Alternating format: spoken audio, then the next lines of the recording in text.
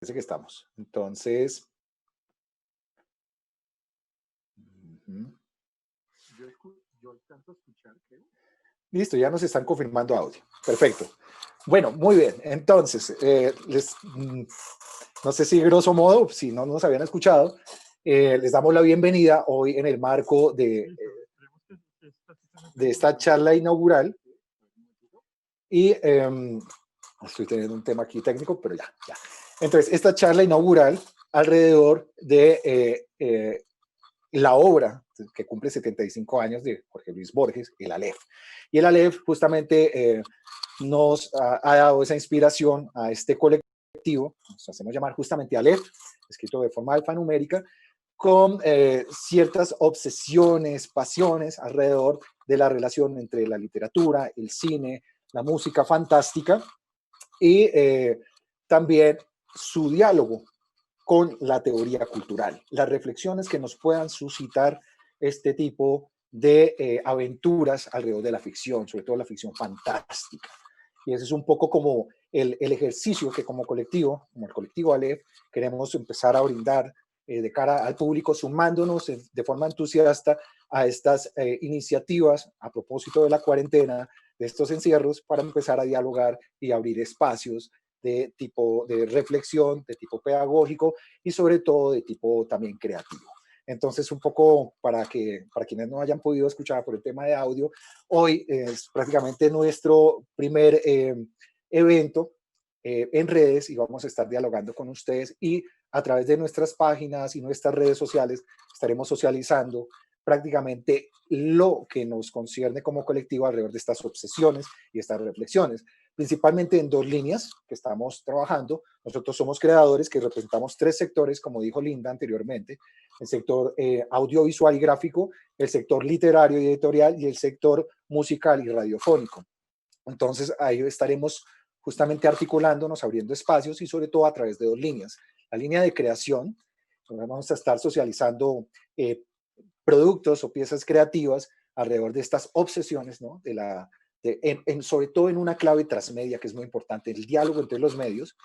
Y como segundo lugar, que es un poco el marco de lo que va a ocurrir hoy en esta charla, en esta conferencia con ustedes, una segunda línea de reflexión justamente con los temas que orbitan alrededor de la teoría cultural. Teoría cultural en diálogo con este tipo de ficciones o aventuras ficcionales que nos obsesionan dentro de lo fantástico.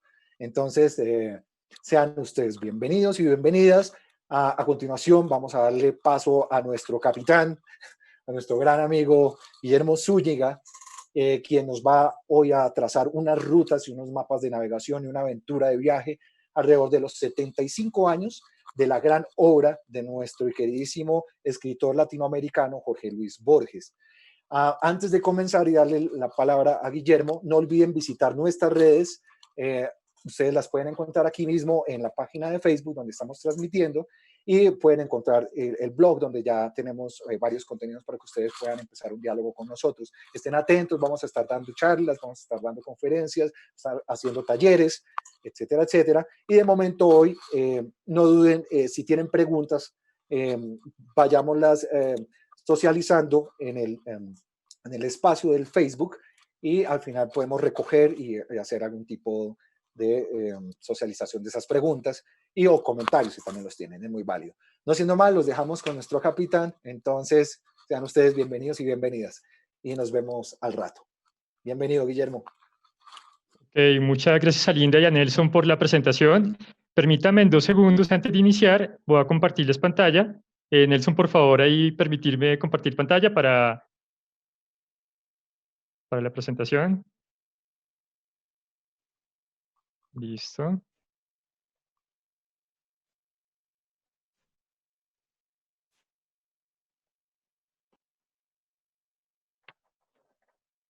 Correcto, entonces ahora sí, muy buenas tardes a todos y muchas gracias por acompañarnos en este espacio, una tarde de sábado para hablar de un cuento. La verdad que es muy emocionante ver cómo un cuento como el Aleph tiene la capacidad de convocar a tantas personas. Claro que este es un cuento que no es un cuento cualquiera, es uno que lleva 75 años inquietando la mente de los lectores y creando en ellas una prolífica, una interminable serie de interpretaciones. es un tanto que como, es un cuento que como tantas otras obras de arte o de la literatura, no tiene una única interpretación. Pues, como decía en alguna ocasión la escritora Angela Carter, uno lleva al texto todo lo que lee, todas las experiencias sobre el mundo, y lo lee en sus propios términos. Incluso yo agregaría algo, y es que uno interpreta un texto de una forma en especial, en un momento de su vida, y puede interpretarlo de una forma diferente en otro momento. Un mismo texto puede significar cosas muy diferentes para un lector en diferentes etapas de su vida. Y esto podría sonar de pronto un poco aterrador, pero los significados en el arte, en la literatura y también en la vida no suelen ser significados fijos ni tampoco universales. Ahora lo que vamos a hacer es ir directamente a entrar a hablar del cuento. Inicialmente, pues les cuento que el cuento fue publicado por primera vez en la revista Argentina Sur, en su número 131 de septiembre de 1945. Posteriormente, este cuento va a aparecer en la colección de relatos titulada del mismo nombre, de la misma forma, El Aleph, en 1949. Y acerca de la escritura, podríamos decir que el primer borrador, que es el que pueden ver en la imagen a la izquierda, es un manuscrito de Borges. Lo pueden ver de pronto un poco desordenado, pero el primer borrador del cuento escrito por Borges, él se lo lleva y se lo dicta a una escritora argentina llamada Estela Canto. Estela Canto fue uno de esos amores frustrados de Borges, pero pues también fue una persona que ayudó mucho a Borges en algún momento de su vida con su trabajo, y lo que hace ella es oír a Borges que le dicta el cuento de este manuscrito, ella lo va mecanografiando, y esa copia mecanografiada es la que va a entregar posteriormente a la revista Sur, donde se va a publicar. A la derecha pueden ver una imagen de esa edición de la revista Sur de 1945, en la cual aparece por primera vez el cuento. Estela Canto señalaba que ese manuscrito de Borges estaba lleno de garabatos, de borrones y de tachaduras, que aún había mucho por arreglar ahí y por corregir. Y de otra parte, ella se queda con ese manuscrito. Ella lo va a guardar durante muchos años. Imagínense, más o menos desde 1945 lo guarda 40 años hasta 1985. En ese año ella decide vender este manuscrito en una subasta, en la casa de subastas Sotheby's, que es una de las más famosas del mundo, y el manuscrito es vendido en 1985 por $25.760, para que vean el valor que pueda tener en ese momento ya un manuscrito de Borges. Y además que el manuscrito es vendido a la Biblioteca Nacional de España. Es curioso que el portavoz de la biblioteca, cuando hacen la compra, señala lo siguiente: señala que el Aleph está altamente cotizado en el mercado internacional y representa una adquisición de la cual la Biblioteca Nacional de Madrid no podía prescindir. Es previsible que en posteriores ocasiones su precio se hubiera elevado considerablemente. En efecto, va a suceder algo, y es que los manuscritos de Borges se van a volver muy apetecidos para el público de coleccionistas, y en 2002 un manuscrito del cuento El Sur va a ser vendido en una subasta también en la Casa Christie's por $186.291, para que veamos lo que es capaz de pagar a alguien por un manuscrito de Borges. Ahora bien, aunque sé que la mayoría seguramente ya conocen el cuento y seguramente lo leyeron antes de la sesión, lo que voy a hacer es, para adentrarme en el análisis, inicialmente dar un pequeño resumen, hacer un pequeño resumen del cuento, para que aquellas personas que ya lo leyeron hace mucho o que no alcanzaron a leerlo puedan tener una idea de este cuento. Claro, en este caso, por desgracia, pues van a llenarse de spoilers, pero esto va a ser totalmente necesario para que entiendan lo que vamos a trabajar en esta conferencia. Vamos a iniciar con los dos epígrafes que tiene este cuento y que son muy importantes porque, entre otras cosas, tienen un sentido bastante profundo y conectado con lo que es el sentido final del texto. Un primer epígrafe del Hamlet de William Shakespeare, que dice lo siguiente: oh Dios, podría estar encerrado en una nuez. y considerarme un rey del infinito espacio. Tenga muy en cuenta lo que nos va diciendo este epígrafe, sobre todo acerca de la palabra infinito. Y el cuento tiene un segundo epígrafe de El Leviatán de Thomas Hobbes, que dice lo siguiente: pero nos enseñarán que la eternidad se mantiene en el tiempo presente, un estar en el ahora, que ni ellos, ni cualquier otro entiende, no más de lo que por un estar aquí se entendería el espacio infinito. De nuevo la palabra infinito y la palabra eternidad. Ahora, bueno, voy a contarles más o menos de qué viene esta historia de la Aleph. Voy a hacer un resumen breve y rápido de todo el cuento para que tengamos claras esas acciones o eventos principales de la historia.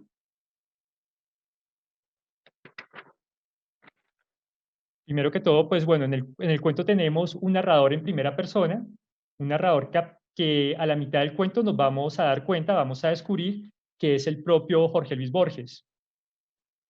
Hay una mujer que nos cuenta al inicio, de la que ha estado enamorado, que se llama Beatriz Viterbo, y ella ha muerto al inicio del cuento y él decide consagrarse a la memoria de ella. Parte de esa consagración va a ser que cada 30 de abril Borges va a ir a visitar a la casa donde ella vivía, que es una casa que nos señalan constantemente que se ubica en la calle Garay, en Buenos Aires, y en la cual viven en este momento su padre y un primo hermano que se llama Carlos Argentino Daneri. Entre otras cosas, el 30 de abril es el día de cumpleaños de Beatriz Viterbo, por eso él elige esa fecha. Va a mantener esa rutina por alrededor de unos 12 años. Discúlpenme, va a mantener la rutina por alrededor de 12 años. Beatriz Viterbo muere en 1929 y todo va a estar como con pocos cambios hasta el 30 de abril de 1941. En esa fecha, Borges decide añadir algo a la visita, llega con una botella de coñac y en medio de algunos tragos, después de algunas copas, Carlos Argentino Daneri va a empezar a revelarle algunas cosas a Borges. Entre otras cosas, le va a contar que está escribiendo un extenso poema que se llama La Tierra. En este poema, Daneri tiene una gran pretensión, que es describir totalmente el planeta, hablar de cada uno de los lugares existentes en este planeta, lo cual parece algo descabellado e imposible. Y en ese momento Daneri le lee algunos apartes, algunos versos del poema a Borges y los va reforzando todo el tiempo con unas explicaciones bastante extensas. Hace unas explicaciones bastante largas, como tratando de defender la belleza que tiene ese poema o el valor que tiene el poema literariamente. Hasta ahí llegamos en esa parte del cuento, pero Borges se va un poco como aterrado de esta pretensión que tiene Daneri, y unos días después, alrededor de 10 días después, Daneri hace una llamada a Borges, la primera que recibe de él. En esta llamada lo invita a tomarse un café, es un café que inauguran los dueños de la casa de la casa Garay, por eso entendemos que esa es una casa alquilada. Y en este lugar, en este café, Daneri vuelve a hablarle a Borges del poema y además de hablarle del poema, le hace una petición. Le pide a Borges que hable con un poeta y crítico que se llama Álvaro Melián Lanifur, que hable con él para ver si puede hacerle el prólogo de ese gran poema que se llama La Tierra. En un comienzo Borges le dice que sí, que va a hablar con él, pero en ningún momento tiene la intención de hacerlo. Él no va a cumplir con esta promesa, por así decirlo, y ya, lo deja así. Pasan algunos meses, cuando ellos se reúnen en el café, estamos hablando de alrededor de mediados de mayo, y pasan varios meses en que no se sabe nada de Daneri. Daneri no lo llama a preguntarle si habló con Laniferi para la cuestión del prólogo. Y un buen día en octubre, de nuevo, Daneri va a llamar a Borges, en esta ocasión con una intención diferente. empieza a contarle que esos dueños de la casa, los dueños del café, quieren ahora mandar al piso la casa de la calle Garay. Y lo que más le preocupa a Neri, que le comenta a Borges, es que él necesita esa casa realmente para poder finalizar su poema. Ahí empezamos a conocer algo más, que ya viene la parte central del cuento, y es que Daneri le revela que en el sótano de la casa hay un Aleph, y que un Aleph es un punto donde se pueden ver todos los puntos del mundo desde todos los puntos posibles. Ahí vamos comprendiendo y conectando inmediatamente que, claro, esa pretensión que tiene Daneri de hacer un poema sobre todo el mundo tiene que ver con que tiene un medio de conocer todo el mundo, y ese medio es el Aleph. Cuando Daneri le cuenta esto a Borges, inmediatamente Borges le va a decir que ya va para allá, que quiere ver ese Aleph. Sale rápidamente para esa casa, y cuando llega a la casa de la calle Garay, le van a decir que Daneri se encuentra en ese momento en el sótano. Borges se queda en la sala esperándolo, se queda viendo fotografías de Beatriz Viterbo, unas fotografías que él cuenta desde el comienzo del cuento, que él solía ver y analizar, y en ese momento le habla a la fotografía, como es el momento en que nos revela que es Borges el narrador, pero también el momento en que él le habla a Beatriz de una forma como bastante cariñosa, le dice Beatriz, Beatriz Elena Viterbo. Y bueno, después de esto llega Daneri y le empieza a dar como las reglas para que Borges pueda ver el Aleph. Le dice que debe entrar al sótano, debe acostarse de tal forma, mirar a tal escalón, y que ahí posiblemente va a ver el Aleph. Sin embargo, antes de entrar, Daneri le va a dar, ahí dice en el cuento, un pseudo coñac. Sí, no es un coñac normal, un pseudo coñac uno diría, bueno, es un coñac falso, un coñac malo. Ahí vienen algunas de las interpretaciones curiosas del cuento, y es que mucha gente dice que lo que hace Daneri es drogar con ese pseudo coñac a Borges, que lo que ve es bajo alguna influencia del alcohol o de la droga, pero realmente esto es algo que de pronto ya es excesivo, se podría pensar en algún momento. Y bueno, Borges entra en ese sótano, cierra la trampa de entrada al sótano de Daneri, y Borges el primer pensamiento que va a tener es que ha sido encerrado y por un loco, y que Daneri, para justificar esa locura, tiene que matarlo. Es un temor de esos temores iniciales que va a tener Borges, pero prontamente va a comenzar a ver el Aleph. ¿Y qué va a ver en el Aleph? En el Aleph va a ver todos los lugares, todas las cosas y todas las personas existentes en el mundo en ese momento. Después de esta visión, bueno, claro, hay cosas más importantes que otras de las que ve en el Aleph. Sobre todo dos cosas que son fundamentales para la historia.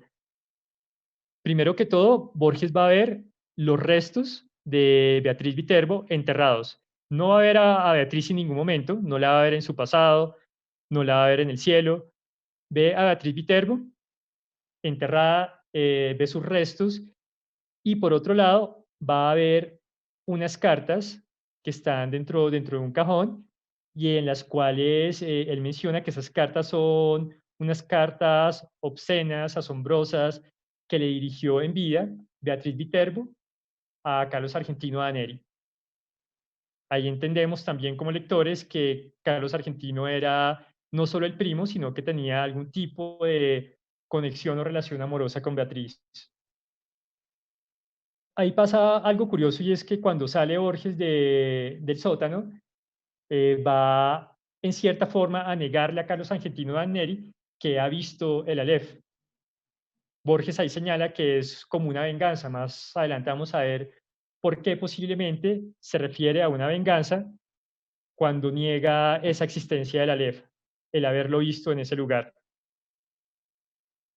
Y ya después de esto, después de esta negación, parece que el cuento fuera a finalizar, pero entonces Borges le añade algo, una postdata, de la cual vamos a hablar más adelante, que nos va a hablar un poco más sobre lo que pasa después de esta visión de la Aleph con Carlos Argentino Daneri, y también nos va a revelar algunas versiones de Aleph que nos cuenta Borges de otros autores.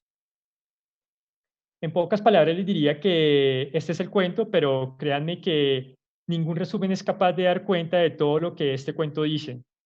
Les diría que el único resumen preciso y posible que pueda haber es la lectura misma del cuento, porque a medida que uno lo va leyendo, cada frase parece llevar consigo una clave muy importante para comprender el texto en su totalidad, y también a medida que uno lee el texto y lo relee, va como creciendo, va en aumento esa sensación de que absolutamente nada de lo que nos ha escrito Borges ahí es gratuito y que nada ha sido puesto en este cuento por por un capricho. Aunque como señalé desde el comienzo también, pues las interpretaciones de un cuento son muy subjetivas, son también prolíficas, son interminables, y en el caso de este cuento de Borges podríamos decir que las interpretaciones al respecto de este son infinitas. Vale, entonces ahora quiero pasar a resaltar tres temas que son recurrentes en la literatura borgiana y que podemos encontrar en este cuento en especial. Esos tres temas van a ser el duelo, la memoria y la totalidad. Vamos a iniciar con el primero, que es el duelo. Este duelo está representado en esa relación que existe entre Borges y Carlos Argentino Daneri. Podríamos hablar incluso de dos duelos que existan en el cuento. Hay por un lado un duelo que es el duelo literario y por otro lado un duelo amoroso que sería como ese amor que hay por Beatriz, como esa competencia por Beatriz. Primero que todo, ese duelo literario, ¿cómo lo vemos en el cuento? Podríamos encontrarlo en las opiniones de Borges sobre el poema de Daneri. Como se dan cuenta, son opiniones algo negativas, no le gusta lo que está escribiendo, pero también en la postdata del cuento nos habla Borges de un premio literario que se le entrega a Carlos Argentino Daneri, le dan el segundo Premio Nacional de Literatura, y en este concurso también ha participado Borges con un libro que se llama Los naipes del Tafur.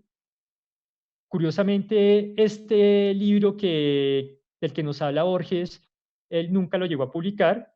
Se refiere Borges aquí a un libro de ensayos que escribió a comienzos de los años 20, cuando vivía en España, pero es un libro que él decide destrozar, decide desaparecer a su regreso a la Argentina, y realmente pues no es un libro que exista, y es curioso que utilice un libro no existente para mencionar ahí la cuestión del concurso. El segundo punto, el segundo duelo que vamos a ver en el cuento, es ese duelo sentimental o amoroso. Por un lado, Borges nos dice en el cuento que ha ejercido una devoción por Beatriz Viterbo, incluso en vida. Esta devoción ha llegado a exasperar a Beatriz Viterbo, y bueno, por lo cual ahora que ya está muerta, Borges dice que puede dedicarse a esa devoción de Beatriz ahora de una forma que, si bien no tiene esperanza, también va a ser una forma de pronto menos humillante, sin humillación. Parte de esa consagración tiene que ver también con las visitas que va a hacer Borges a la casa de la calle Garay cada 30 de abril, y en la cual va a jugar un juego curioso, las fotografías. Como les conté ahorita en resumen del cuento, él suele llegar a la sala, o solía, incluso antes de que Beatriz muriera, llegar a esa casa, ver una serie de fotografías, analizarlas, y al final del cuento, cuando Carlos Argentino Daneri le cuenta de la Aleph y se acerca a Borges a la casa de la calle Garay para, para ver esa Aleph, va a ver esa fotografía, va a escoger una fotografía en especial, y es cuando le dice Beatriz, Beatriz Elena Viterbo, Beatriz querida, Beatriz perdida para siempre, yo soy Borges. Y es curioso que en ese momento Borges nos anticipa algo, y es que él nos dice que no hay nadie viéndolo. Descubrimos que, que a pesar de que no lo está viendo nadie, que Borges crea que nadie lo va a ver, sí va a pasar algo ahí. y es que cuando él llega y le dicen que lo espere, que espera a que suba Carlos Argentino Daneri, le dice la empleada que Daneri se encuentra en el sótano, como siempre revelando fotos. Uno podría intuir algo, uno podría intuir que en ese momento Daneri está mirando el Aleph y está viendo a Borges hablándole a las fotografías. Y sobre todo, ¿por qué? Porque antes de entrar en el sótano, Daneri le va a decir algo, va a decirle a Borges que en muy breve va a poder ver y entablar un diálogo con todas las imágenes de Beatriz. Uno queda con esa sospecha que Daneri está viendo a Borges. Incluso uno quedaría con una segunda sospecha, y es que es una sospecha que muchos lectores hemos tenido, y es que Daneri sabe que Borges va a encontrar esas cartas obscenas, increíbles y precisas, como nos dice, que le dirigió Beatriz Elena Viterbo a él, y posiblemente esto lo va a hacer como una venganza, ¿no? Una venganza de Carlos Argentino porque Borges nunca lo quiso recomendar con el otro gran poeta para hacer el prólogo de su cuento. ¿Qué? De su cuento no, de su poemario.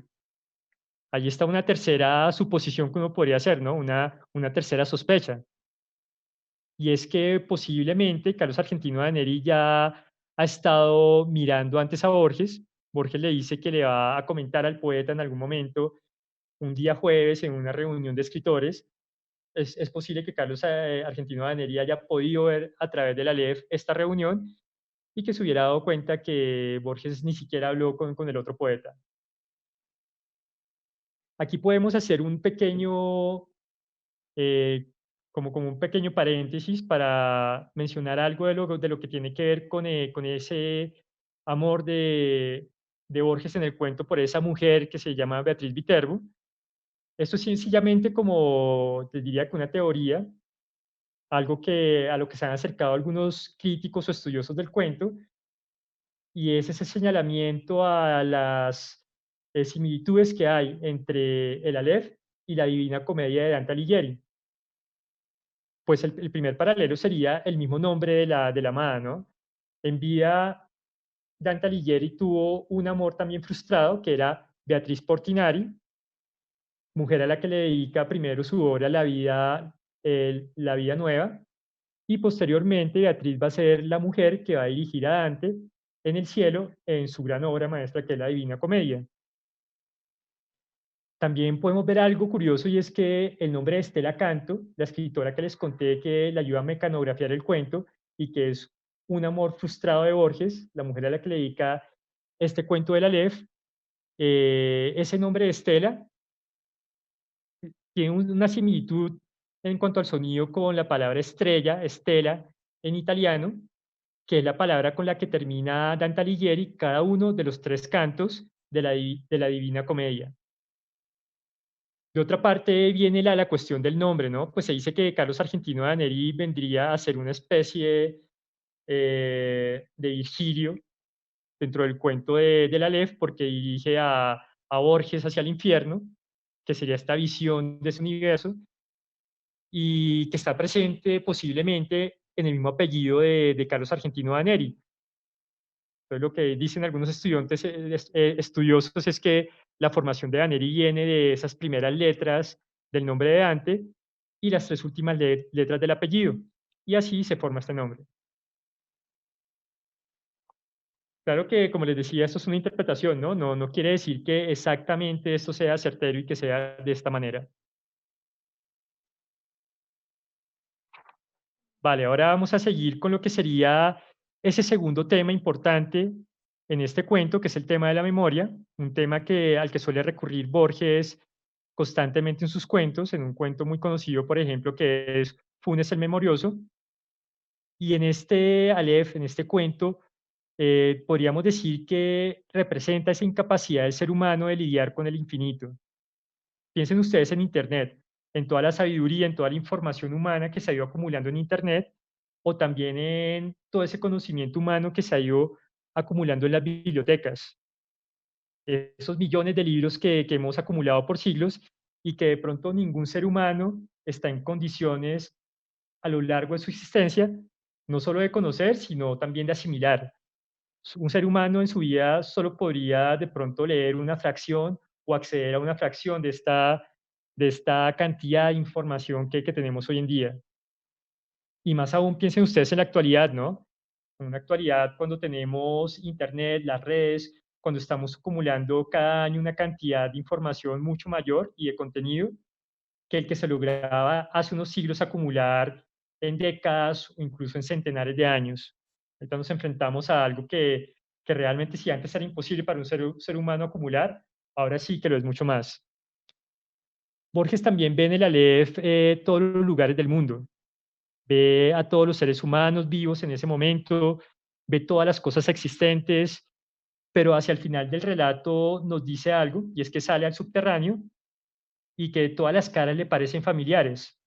Incluso llega a decir que teme que no quede una sola cosa capaz de sorprenderlo en el mundo después de haber visto el Aleph.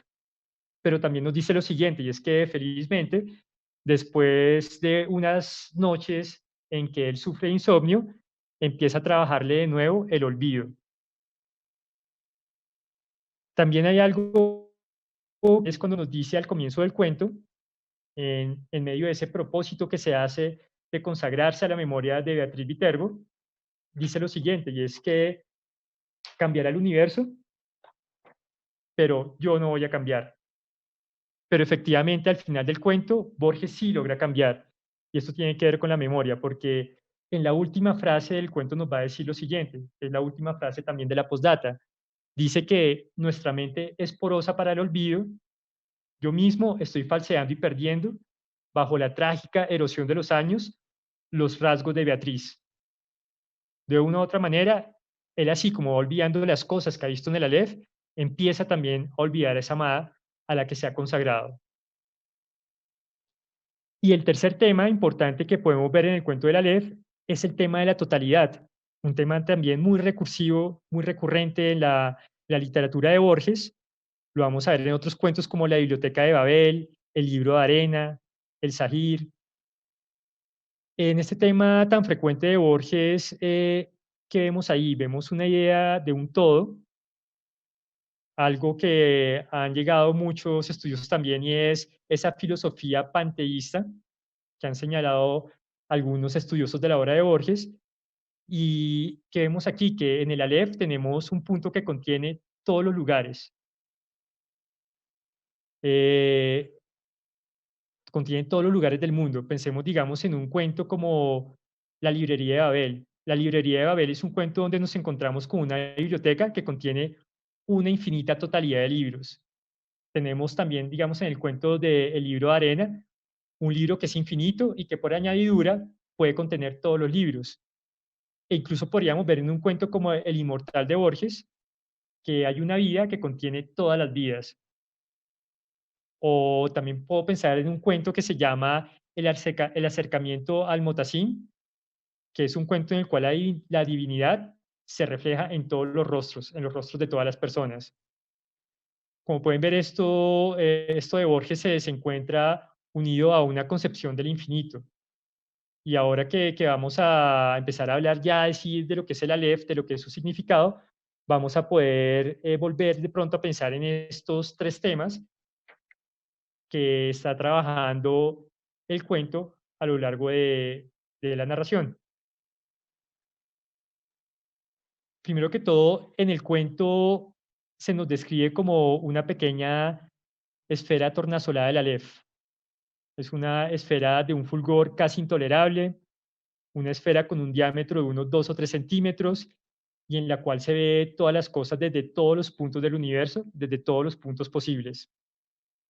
En la potata del cuento, Borges nos va a decir algo más, nos va a decir que en el Aleph, que el Aleph es la primera letra del alfabeto de la lengua sagrada, es decir, del hebreo, y que significa para la cábala el Sof. El Sof es una forma de decir la ilimitada divinidad o el todo supremo. Es bueno señalar que la letra Aleph es también la primera letra del alfabeto persa, del alfabeto árabe, del alfabeto fenicio, entre otros. Varios alfabetos utilizan el Aleph como su primera letra.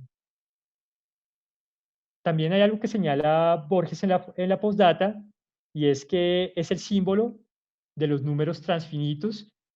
Él dice ahí en alemán, Mengenlehre, que esto vendría a decir en español la teoría de conjuntos. Y aquí Borges nos conecta con las ideas de un matemático, de Georges Cantor. Él nos decía que existían no solo un infinito, sino múltiples infinitos de diferentes tamaños. Esto es algo bastante difícil de pronto de comprender, pero matemáticamente de pronto no sería tanto. Yo les diría que uno podría hacer un ejercicio muy sencillo y es pensar, por ejemplo, que tenemos un conjunto de los números naturales, 1, 2, 3, 4, 5, y podríamos seguir contando los números naturales hasta el infinito. Pero también podríamos armar otro conjunto, un subconjunto que sería el conjunto de los números pares, 1, 3, 5, 7, y este conjunto también sería un conjunto infinito. Así en teoría contuviera menos números que el del total de los números naturales. Y así pasaría también con el conjunto de los números pares, ¿no? Eso es más o menos lo que nos dice Cantori, que nos quiere reflejar un poquito Borges en esa parte matemática que nos está contando ahí en la postdata. También hay algo ahí, es que Borges ve en el Aleph de esa calle Garay todo lo que existe en el mundo, nos lo muestra como un infinito, como un inconcebible universo, ¿no? Y ahí lo que nos está mostrando es que si de pronto solo nos está mostrando todo lo que existe en este mundo, no nos está mostrando, en ningún momento el Aleph nos está diciendo que Borges ve lo que hay en Júpiter, en otros planetas, en otras galaxias, pero aún así todo lo que él logra ver es algo infinito para un ser humano. De pronto esa es la connotación que le está dando a ese Aleph.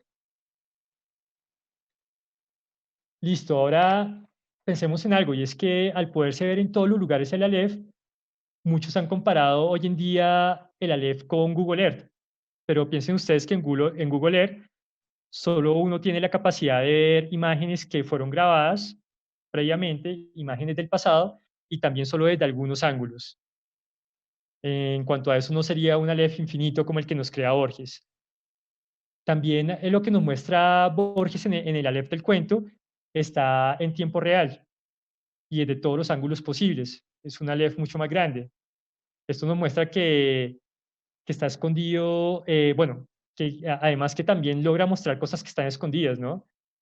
En Google Earth no podemos ver, digamos, cosas que estén bajo tierra, como sí logra ver Borges cuando ve los restos de Beatriz, o cosas que están escondidas dentro de otra cosa, como en el caso de las cartas que están dentro del cajón. Entonces, en cierta forma, es como si este Aleph borgiano fuera algo que aún hoy está todavía fuera del alcance de lo que es la tecnología que tenemos en la actualidad. Pero también este Aleph de Borges tiene unas limitaciones. Puede mostrarnos cosas del presente, pero no nos puede mostrar cosas del pasado ni del futuro. Algo que he visto que erróneamente algunas personas aseveran y dicen que sí sucede en el cuento, pero si ustedes siguen la enumeración que hace Borges en el cuento de todo lo que ve en el Aleph, son solo cosas y son solo cosas que están en ese momento, que existen en el momento. Bueno, pensemos también en algo y es que lo que ve Borges en el Aleph son cosas que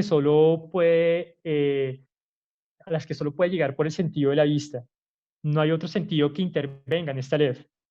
No hay cosas que se puedan tocar, que se puedan oler, que se puedan escuchar. Tampoco en el Aleph Borges puede, por ejemplo, leer los pensamientos de las personas. No puede ver los pensamientos de las otras personas, que sería algo increíble. Algo que sí puede pasar, digamos, en una mente, como el personaje principal de una película que se llama El Inmortal, el protagonista de esta película de 1986, tiene la capacidad al final de la película de ver la mente, de leer la mente de todas las personas existentes. Pero ese personaje no tiene la posibilidad de ver todos los lugares a la vez. Tendría también algunas limitaciones. De esta forma, lo que podemos ver aquí es que Borges también nos podría, en cierta forma, desubicar en esta postdata. Nos desubica, ¿por qué? Porque él nos dice que ese Aleph que ve en la calle Garay posiblemente es un Aleph falso. Allí empieza uno a cuestionarse qué fue lo que realmente él vio y por qué ese Aleph puede ser falso, porque no es un Aleph verdadero. En este momento Borges comienza a enumerarnos otros Aleph posibles.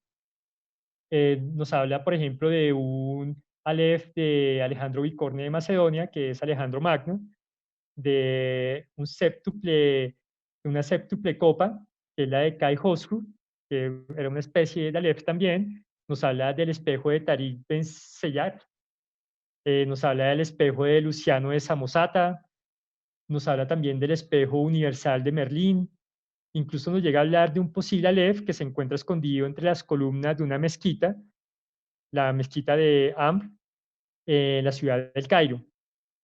Y esta enumeración que nos hace es una búsqueda también de otros Alephs, no solo la hace Borges, sino que ha continuado.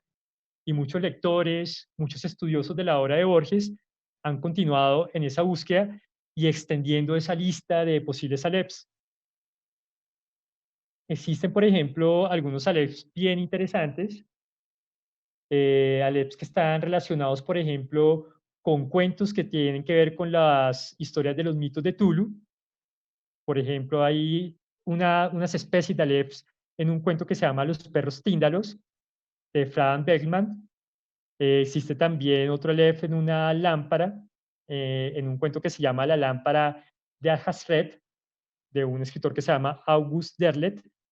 Podríamos incluso encontrar una especie de Aleph en un cuento que se llama Hugo Satla, de un escritor que se llama Clark Ashton Smith.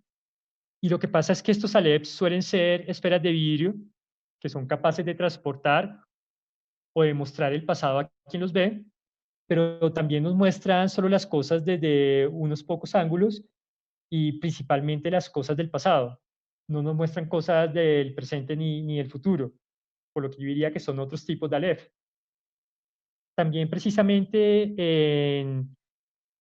en el epílogo del libro que reúne 17 cuentos que se llama El Aleph, que publica Borges en el 49, Borges va a señalar algo, y es que él encuentra o nota un influjo de un cuento que se llama El huevo de cristal, El huevo de cristal de H.G. Wells, en la escritura de este cuento en especial. El huevo de cristal es un cuento de 1899, pero en este cuento no se puede ver ni siquiera las cosas que están en la Tierra, las cosas que están en este mundo. Ese huevo de cristal lo que hace es mostrarnos cosas que se encuentran en otro planeta, que se encuentran en Marte. Aquí sí podemos entrar a otros tipos de Alephs que han encontrado otros escritores que son bien curiosos. Por ejemplo, este que encuentra el escritor hondureño Augusto Monterroso, él encuentra un Aleph como precedente en el canto 27 de la Araucana de Alonso de Ercilla. Esta Aleph es una gigantesca poma, como él la menciona, o una esfera gigante a través de la cual el personaje de este poema épico recorre una gran cantidad de lugares y cuya descripción inicia de la siguiente manera.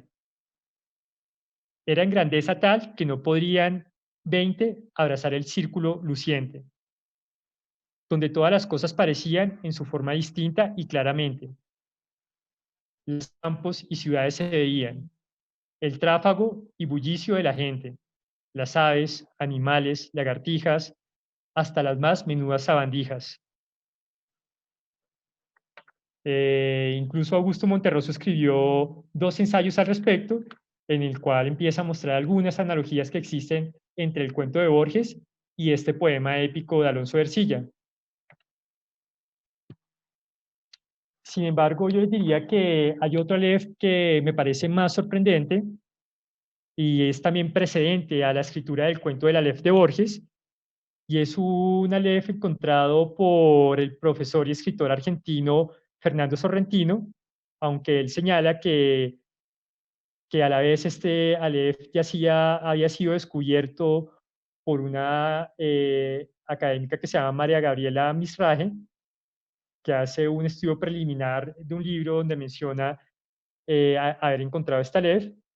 Y el precedente es el siguiente. El precedente es un cuento de 1883 de una escritora argentina que se llama Eduarda Mansilla. Es un cuento que se titula El ramito de Romero.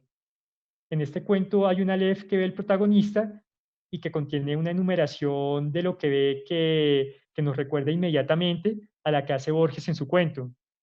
Parte de esa enumeración, que hace parte de ese cuento de Eduardo Mansilla, dice de la siguiente manera: vi la ley del progreso humano, reducida a ecuación algebraica, y el surco que dejaron tras de sí los pueblos esclavos, desde el origen del mundo conocido, marchando cual rebaño de ovejas al matadero, sin murmurar ni esperar. Vi el despotismo triunfante un día, convertirse luego, bajo otra forma, en otro despotismo. Vi las santas aspiraciones de los creyentes naufragar en mares de sangre y lágrimas. Vi aparecer la era de la fraternidad y la igualdad, pero también esa fraternidad, esa igualdad, combatidas, sofocadas por aquellos mismos a quienes incumbía la misión de redimir. Si se dan cuenta, es muy parecido a la enumeración que hace Borges. Permítanme mirar un momento en el bosque, en el cuento original de Borges. Miren, digamos, Borges nos dice: vi el populoso mar, vi el alba y la tarde, vi las muchas muchedumbres de América. Esa repetición del vi, nos recuerda mucho en el cuento de esta escritora argentina al cuento de Borges. Pero también podríamos pensar que podríamos buscar unos aleps posteriores a la publicación del cuento de Borges, aleps inspirados que son un homenaje claramente a la obra borgiana. Uno de esos es un cuento que se llama Help a él. Es un cuento de 1983 del escritor argentino Rodolfo Fotwil. Si se dan cuenta, el propio título del cuento, Help a él, ya es un juego con el cuento del Aleph. Este título contiene las mismas letras del cuento, del título del cuento de Borges, pero la reorganiza de una forma muy ingeniosa para crear una historia que inspira, pero que también que en muchos casos se aleja de la historia original de Borges. Permítame en 2 segundos que tenía el sonido un poco bloqueado acá. Bueno, este cuento de Rodolfo Fotwil comienza de la siguiente manera. La pesada mañana de febrero en que Vera Ortiz Betty, tuvo esa muerte espectacular que ella misma hubiese elegido al salir de la torre. Permítanme, lo voy a leer en otro lado porque aquí se me movió de la pantalla. Al salir de la Torre de Madero, mirando hacia la Plaza San Martín, vi unos peones de mameluco blanco que trabajaban sobre las carteleras que afean la estación Retiro. A la distancia parecían animalitos adiestrados solo para arrancar los viejos carteles de L&M y reemplazarlos por no sé cuál otra marca extranjera de cigarrillos. Un cuento de 1983, ¿no? Les voy a leer brevemente ese inicio del cuento El Aleph de Borges para que podamos hacer la analogía. El cuento inicia diciéndonos que la candente mañana de febrero en que Beatriz Viterbo murió, después de una imperiosa agonía que no se rebajó un solo instante, ni al sentimentalismo ni al miedo, noté que las carteleras de fierro de la Plaza Constitución habían renovado no sé qué aviso de cigarrillos rubios. Ahí podemos ver la gran similitud que hay entre el cuento de Fotwil y el cuento de Borges. Todavía esa diapositiva no, perdón. Pero también les voy a mencionar un último Aleph, algo muy curioso, un cuento que es un homenaje y también un ejercicio literario que hace un escritor argentino también que se llama Pablo Cachagdian. Es un apellido bastante complejo de repetir y de decir. Él en 2009 publica El Aleph engordado. Es un cuento en el cual extiende el cuento de Borges agregándole otros varios miles de palabras a este cuento original, lo que le valió también una gran polémica, lo que le valió una demanda por parte de María Kodama, que es la segunda esposa de Borges y que hoy en día es la guardiana de los derechos de la obra de Borges. De ese sí no tengo ninguna parte para mostrarles, pero sí me parecía interesante mencionar esta obra de este escritor argentino. Otra vez se me pasó. También podríamos ver un Aleph en otros lugares, ¿no? Podríamos ver un Aleph, por ejemplo, en el Big Bang, en esa esferita de una magnitud infinitesimal, como dice su descripción, que es también una masita de masa infinitamente concentrada, que al explotar va a crear el universo. Pero claro, así sucesivamente podríamos encontrar Alephs en muchísimos lugares, en muchísimos libros, obras de la literatura, incluso en obras de otro estilo, y seguramente sí existen muchos Alephs también que podríamos imaginar nosotros, pero claro, esto ya nos llevaría a extendernos de una forma infinita en esta conferencia. Bueno, yo creo que hasta aquí ya llego con lo que quería contarles acerca de este cuento de Jorge Luis Borges. Primero que todo, les agradezco mucho por habernos acompañado, pero también ahora espero que podamos entablar una breve discusión eh, alrededor de este cuento, a través de las apreciaciones o preguntas que ustedes puedan hacer, utilizando el chat que tenemos aquí en Facebook. Pueden escribirnos ahí y a partir de eso vamos hablando y comentando algo más acerca del cuento. De pronto, si tienen alguna pregunta, alguna inquietud que haya quedado después de la conferencia.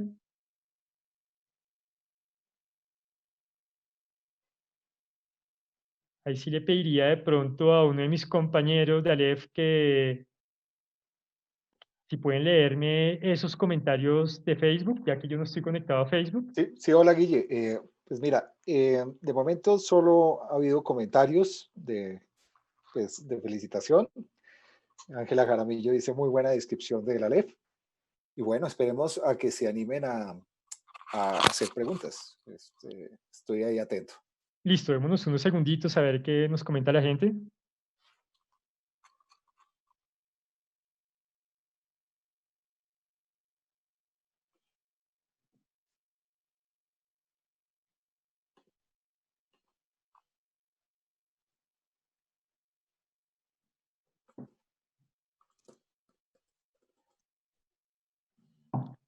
Bueno, mientras van comentando, también les puedo contar algo acerca de lo que viene en adelante con el colectivo Aleph.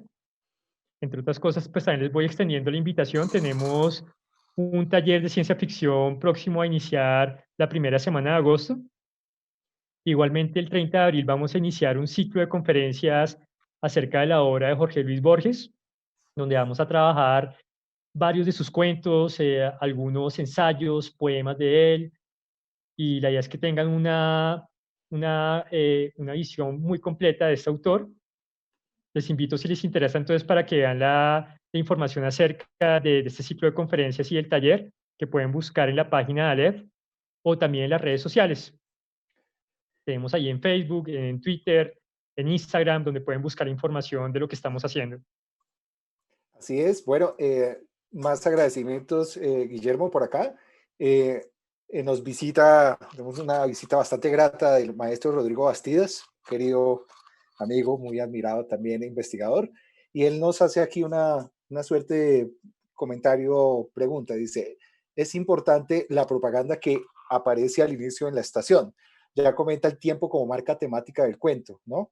Hace la pregunta. Sí, sí, estoy de acuerdo con Rodrigo. Primero que todo, pues muchas gracias por acompañarnos y por hacer esa anotación. Y sí, claro, por eso yo les decía que no hay nada gratuito en este cuento. Hasta esos avisos ya tienen una connotación para lo que va a pasar más adelante. Tiene una connotación, por ejemplo, con el juego del tiempo, ¿no? Cómo los seres humanos somos algo fugaz, que somos olvidados rápidamente, que es lo que él nos está diciendo al comienzo de esta historia. Bien. Daisy Street Melo hace la siguiente pregunta, Guillermo. ¿Podríamos interpretar que a Borges le cabía el universo en su pensamiento? Buena pregunta. Yo diría que le cabía una visión del universo, que le cupiera todo el universo sería algo imposible y creo que nos lo está diciendo en el cuento, ¿no? Y es esta incapacidad del ser humano para lidiar con una cantidad infinita o demasiado grande de información, eh, algo que no podría procesar ningún ser humano, por eso les decía que de pronto hoy en día no está esto al alcance de la ciencia, quién sabe en un futuro, ¿no? Si puede haber algo en que nos conectemos ya con los computadores, con unas inteligencias más allá del simple Internet y que logremos realmente no solo tener una información mucho más grande, sino que también podamos asimilarla de alguna manera, ¿no? Ya eso tendría que ver con la transformación misma del ser humano. De acuerdo. Am, Dice Miriam Fernández, nos dice, yo creí que Borges se burlaba de Daneri cuando leyó el poema. Sí, yo creo que ahí está la burla, ¿no? Yo creo que obviamente se burla. Estela Canto cuenta en un libro de ella sobre Borges que precisamente cuando estaba escribiendo el cuento, Borges, esos poemas que le estaba achantando a Carlos Daneri le causaban mucha risa. Entonces que Borges se reía a medida que iba escribiendo estos comentarios y estos versos que le endilga después a Neri en el cuento. Muy bien, dice de nuevo el maestro Rodrigo Bastidas, siempre leí el personaje de Daneri, es como una lectura de Santiago Dabove. Bueno, ahí creo que me corchó.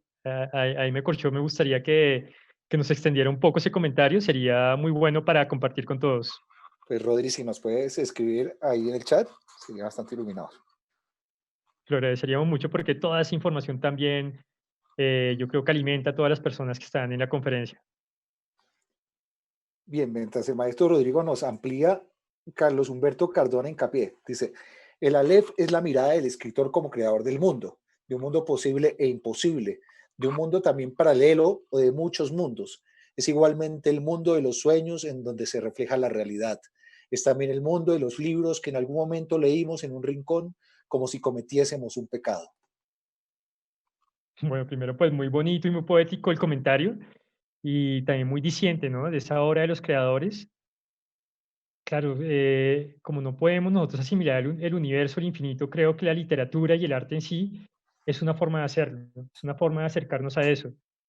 Y todo el tiempo los escritores estamos creando eso, ¿no? Estamos creando universos nuevos, estamos creando mundos nuevos, mundos que no existen, pero que se parecen mucho al nuestro y que en cierta forma también en algunos momentos es una metáfora de nuestro mundo. Genial. Bueno, te saludo acá. Nos dice Arturo Vergal Barrera. Gracias, excelente. Dice, la repetición reflejada en la reticencia a los espejos y la reproducción pareciera inmensamente representada en este Aleph. Parece recurrente, nos dice Arturo. Sí, ese juego de espejos que siempre nos aparece en Borges, ¿no? En cantidad de textos de él. Él nos mete siempre el espejo por algún lado. En este cuento en especial lo menciona al comienzo de la enumeración de lo que ve en el Aleph. Y es que imagínense, ustedes ya tienen un infinito y cuando ustedes tienen ese juego de espejos, de un espejo frente al otro espejo, en cual se refleja una imagen una y otra vez infinitamente, nos está hablando no solo de ese infinito que está viendo Borges, sino de los infinitos que está reproduciendo ese espejo, esos espejos de ahí. Fíjense que eso tiene que ver también con lo que les comentaba de la teoría de conjuntos de Cantor, ¿no? Cantor nos habla de un infinito, pero también de muchos infinitos que parecen más pequeños, pero que también existen y que también podemos ver como infinitos. Mira, entonces el maestro Rodrigo amplía su diálogo acá y dice, ay, perdón, es que un gran amigo de Borges es él, lastimosamente desconocido, escritor de Ujú. fantástico, Santiago Dabove se llama. Y en el momento en que aparece Aleph, había una especie de confrontación teórica entre los dos. Y dice abajo, entre paréntesis, dice Rodrigo, lo decía porque además la fonética remite a Dabove. Bueno, muy interesante. Era un dato que realmente no conocía del cuento. Y bueno, eso es rico también de Borges. Borges muchas veces nos menciona en sus cuentos, en sus ensayos, en sus entrevistas, personajes literarios que no fueron muy conocidos, que han sido olvidados hoy en día y que a veces solo los recordamos a través de él. Borges nos ha ayudado a acercarnos a muchos autores muy poco conocidos, autores que podríamos decir que sus libros ya han entrado en desuso y también nos lleva a la curiosidad, nos lleva a una curiosidad de conocer esos autores de los que él nos habla. Y bueno, y muchas gracias a Rodrigo por ese dato. Así es. Bueno, Guille, de momento creo que no hay más comentarios. Yo creo que quieres ya podemos dejar de compartir la presentación Perfecto. y ya estamos de vuelta con todos. Vale, muchas gracias.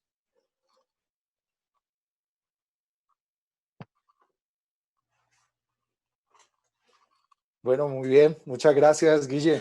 Fantástico, en el sentido más infinito de la palabra. Gracias. Muchas gracias por este viaje, sí, a lo improbable, decía un improbable universo, ¿no? A través de esos puntos. Conseguir. Un inconcebible universo. Bueno, pues nada, muchísimas gracias. No sé si Guillermo quieras hacer algunas palabras finales o alguna invitación. No, yo creo que ya todo está muy claro. Ahora lo que deseo es un vaso de agua y un vinito y listo. Bueno, pues a todos y a todas, muchísimas gracias a las personas que nos acompañaron en este primer encuentro. Y pues la idea es obviamente que nos acompañen en estos viajes hacia el infinito, estos viajes de ficciones fantásticas y sobre todo las reflexiones que puedan suscitar este tipo de aventuras, ¿no? Alrededor de lo que tanto nos apasiona a muchos y queremos seguir como justamente haciendo que esto sea muy viral, ¿no? Esta emoción por encontrarnos con este tipo de caracterizaciones, de universos, de aventuras alrededor del fantástico que por supuesto todo el tiempo están generando reflexiones, diálogos y puentes con la realidad. Así que nuevamente gracias, Guille, y pues la idea es que nos visiten en las redes, que nos acompañen, que visiten la página, estamos subiendo contenidos también de creación, ¿no? En esa también idea de que el pulso no solo a través de la reflexión sobre esto, sino también ese pulso latente que nos habita a veces como creadores, ¿no? Entonces, muchas gracias y nos vemos muy pronto. Gracias a todos y a todas quienes nos acompañaron y sus aportes. Vale.